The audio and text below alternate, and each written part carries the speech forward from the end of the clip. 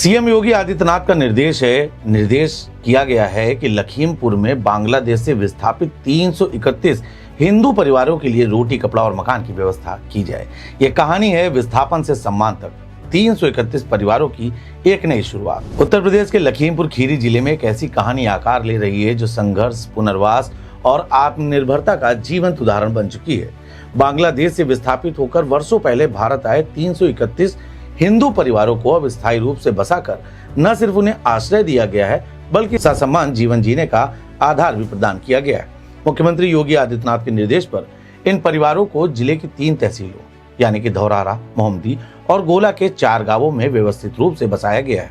धौरारा तहसील के सुजानपुर में 97 परिवार, मोहम्मदी के मोहनपुर ग्रांट में 41 और मियापुर में सबसे अधिक 156 परिवारों को बसाया गया है। वही गोला तहसील के ग्रांट नंबर 3 में 37 परिवारों को नया ठिकाना मिला है। यह पुनर्वास केवल जमीन के आवंटन तक सीमित नहीं बल्कि इन परिवारों को आत्मनिर्भर बनाने की दिशा में एक ठोस प्रयास भी है।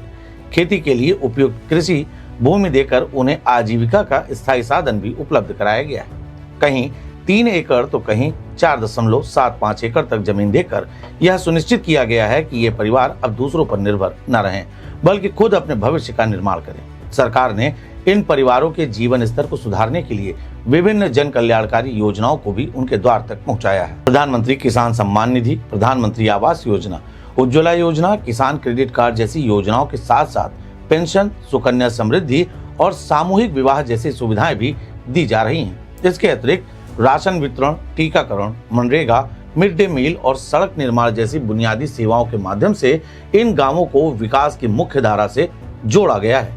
यह प्रयास केवल पुनर्वास नहीं बल्कि सामाजिक समावेशन और सशक्तिकरण की दिशा में एक महत्वपूर्ण कदम है। लखीमपुर खीरी की यह पहल मुख्यमंत्री योगी आदित्यनाथ का निर्देश साफ तौर पर दिखाता है कि सही नीति और दृढ़ इच्छा शक्ति के साथ विस्थापन जैसी चुनौती को अवसर में बदला जा सकता है। जिन परिवारों ने कभी अस्थिरता और असुरक्षा का सामना किया था, आज वही परिवार अपने खेतों में मेहनत कर आत्मनिर्भरता की नई इबारत लिख रहे हैं।